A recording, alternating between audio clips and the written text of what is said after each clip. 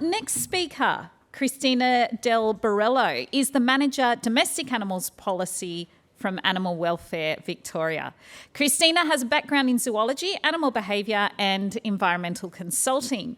She worked closely with the greyhound racing industry to implement significant reforms and is now supporting work to deliver key initiatives such as Victorian Pet Census, long-term cat management strategy and better enabling the work of the pet rehoming sector.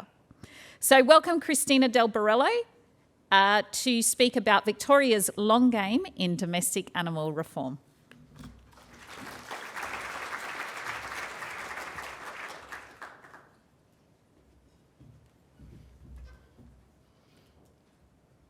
Thank you so much for that warm welcome, and thanks everyone for listening, though I think people probably feel a bit stuck and don't really want to run away. So if you do, now's your chance. Alrighty, so I won't introduce myself because you've done such a lovely job of that. But before I do get started, I'd like to acknowledge the traditional owners, past, present and emerging, of the lands that we're all meeting on today. I also just want to acknowledge how lovely it was to hear from Ali and Beck on the work that they were doing or are doing in Port Phillip. It's really nice to hear of some of the really meaningful programs that our funding helps to support, so thanks for sharing.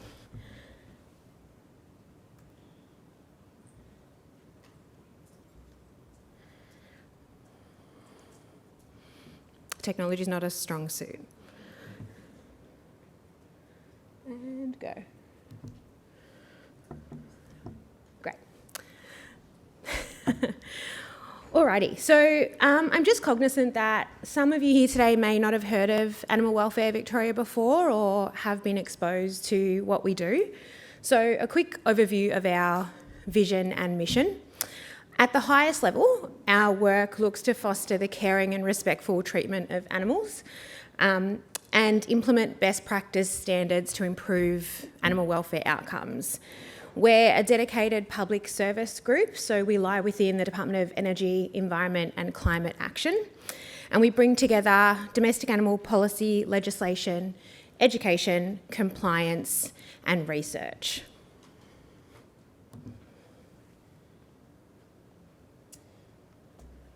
Because of our niche remit, many of our priorities and functions see us consulting or liaising broadly with other state departments and interjurisdictional colleagues.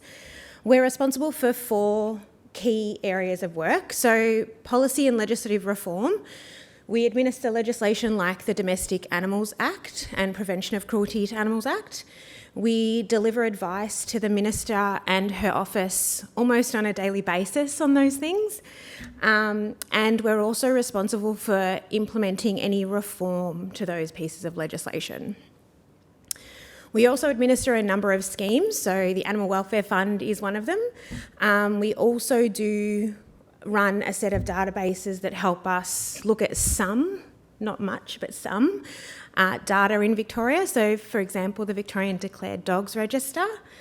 We do permits and licensing for certain functions and activities, so rodeos is one of those. And we also have a declared bird organisation scheme, just as an example. Education and regulatory support is another key function for us. So that is delivering some education into schools and kindergartens that teaches children how to be safe around pets. It also, we also run a few advertising campaigns, mostly promoting responsible pet ownership. And we work with our regulatory partners to support them in their functions on the ground. So that includes local councils, RSPCA Victoria and Greyhound Racing Victoria. And we have, lastly, compliance and monitoring functions for some really discrete schemes, and one of those is the commercial dog breeder scheme. Okay, so now that you know who we are and what we do, and it's not just me, there's like 35 people in Animal Welfare Victoria, by the way, I'm going to talk to you guys about 2 of our key projects that were both funded through some budget funding in 22-23. The first one is rehoming pets reforms.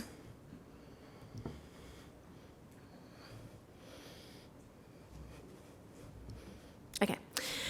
In 2021, the Minister for Agriculture announced, or launched, I should say, the task force on rehoming pets to investigate and provide recommendations on how to better support rehoming outcomes for dogs and cats in Victoria.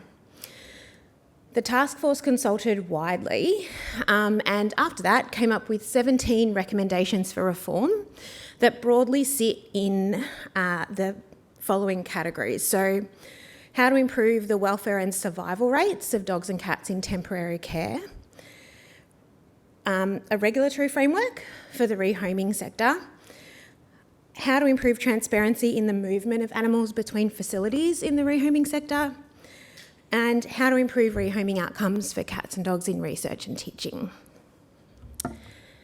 As part of the 22-23 state budget, Victorian Government provided support for all 17 recommendations, and that's what's given us the platform to be able to go forth and start delivering on some of this really important work.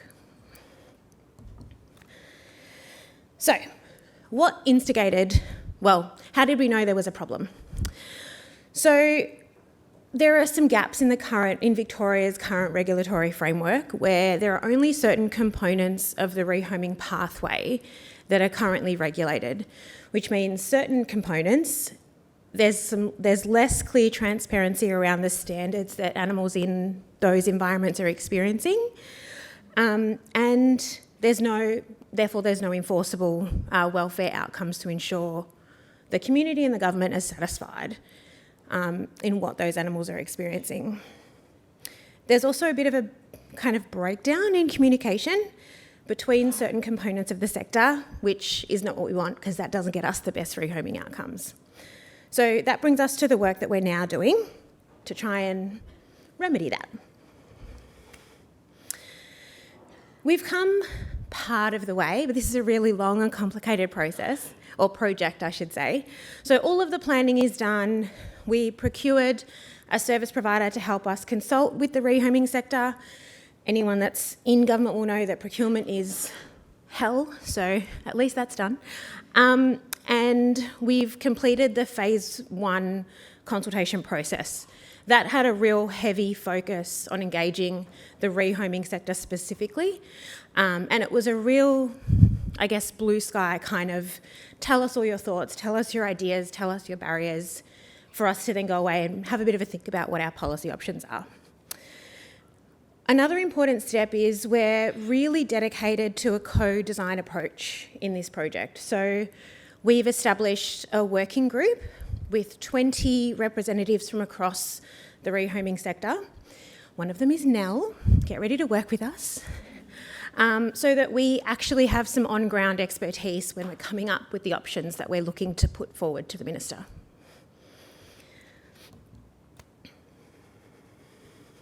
Alrighty. So in that phase 1 consultation, we reached out to 488 groups across the 6 categories that you see at the bottom of the slide there. And we got 70 participants, or I guess 31%, engaged with us, which we were really happy with. We got a really broad range of perspectives, and we certainly got enough to prompt some thinking on our end for the next steps of the project. We really wanted to make an effort to acknowledge the fact that a lot of stakeholders in this sector are volunteers and have full-time jobs outside of the work that they do. So we looked to create a number of pathways for them to engage with us and be able to provide their expertise to us. Generally speaking, consultation found a lot, but generally, stakeholders across all components of the sector agreed that some form of framework was needed to better support their work and better support the partnerships between the different facilities in the rehoming sector. The bits that got tricky were what would that look like? How would we scale that to the fact that there are organisations that are solo operators versus really well-established networks? How would we balance the administrative burden of regulation on a primarily volunteer-based workforce?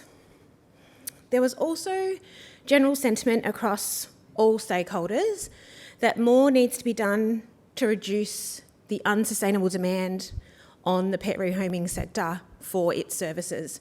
So preventative programs, education campaigns, incentives from government, money is always helpful, those kinds of things. And what can we do to really drive some behavioural change and change some attitudes in the community?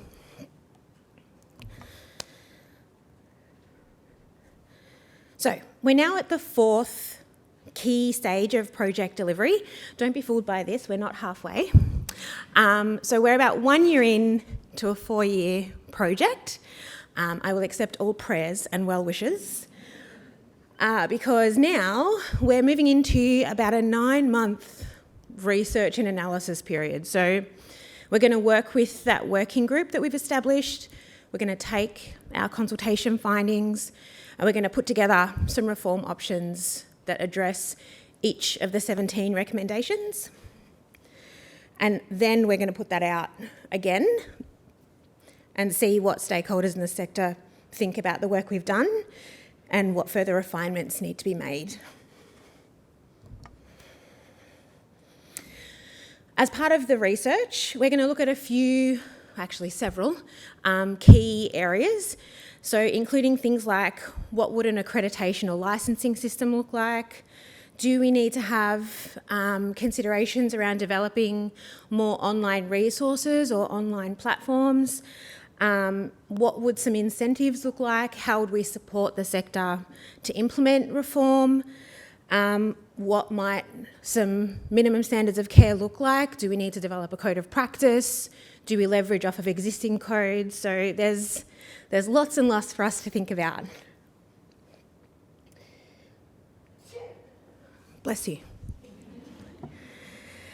And if you'd like to chat to us more on this particular project, so there's an email address on screen, pet.reforms@agriculture.vic.gov.au. We're really, really happy to have a chat, hear from anybody who's got any insights to share or anything that you feel is really, really important for us to consider, whether that's a Victorian perspective or a perspective from a different state. Just reach out. We're always really, really happy to learn and hear from people's expertise and experience. The second key project that I'm going to chat to you guys about today is Victoria's first long-term cat management strategy. There are a number of issues and complexities that have essentially seen the Victorian government make a really strong commitment to try and improve cat management outcomes. Broadly, these cover the 6 areas that you see on the slide there. So there's a chronic overabundance of cats in unsuitable settings, like stray cats in urban environments, feral cats in our natural environments, and way too many cats entering our pounds and shelters. All these cats in unsuitable settings place a significant impact on our biodiversity and also experience poorer welfare outcomes themselves. They live shorter lives and they live more hazardous lives when they're not responsibly owned and safely contained. There's also a bit of a public education piece. So what is responsible cat ownership? What does that mean in certain circumstances? How can people identify and buy into that? So we're doing a bit of thinking around that as well.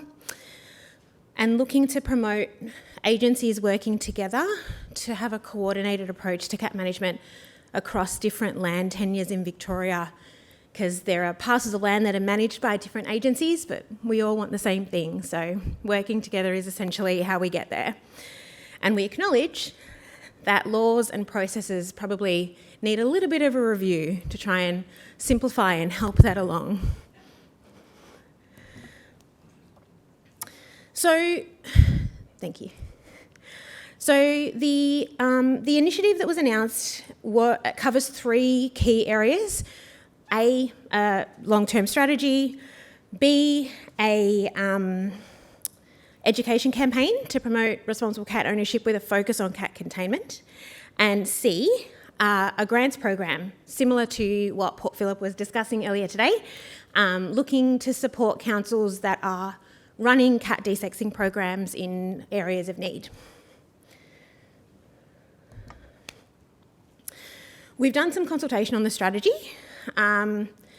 We approached stakeholders, we got buy-in from a number of really key organisations across the 8 categories that you see on screen, and we've used that feedback to actually come up with a draft strategy that's got a series of actions that we feel will be really meaningful and impactful in Victoria.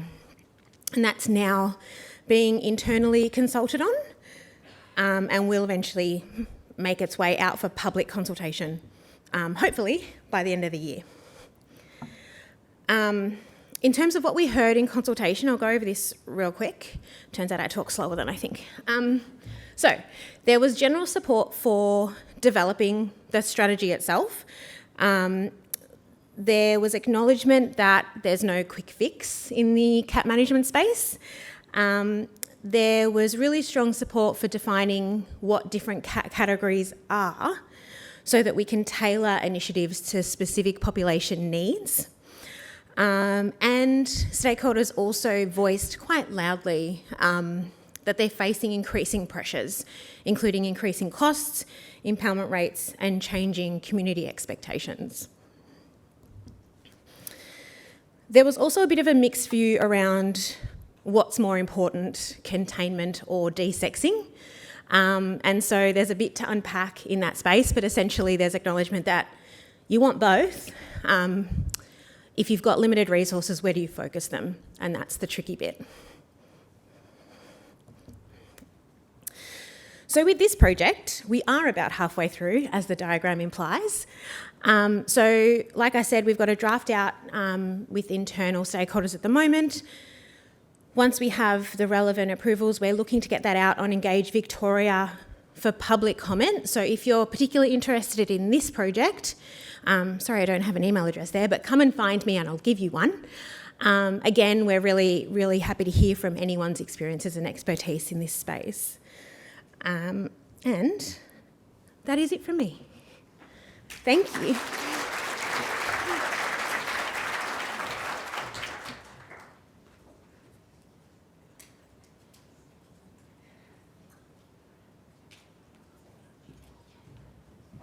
Caught me by surprise there, Cristina. I was all ready with my 2-minute warning and my wrap-up sign, and suddenly you were done. Thank you so much. Another thought-provoking presentation.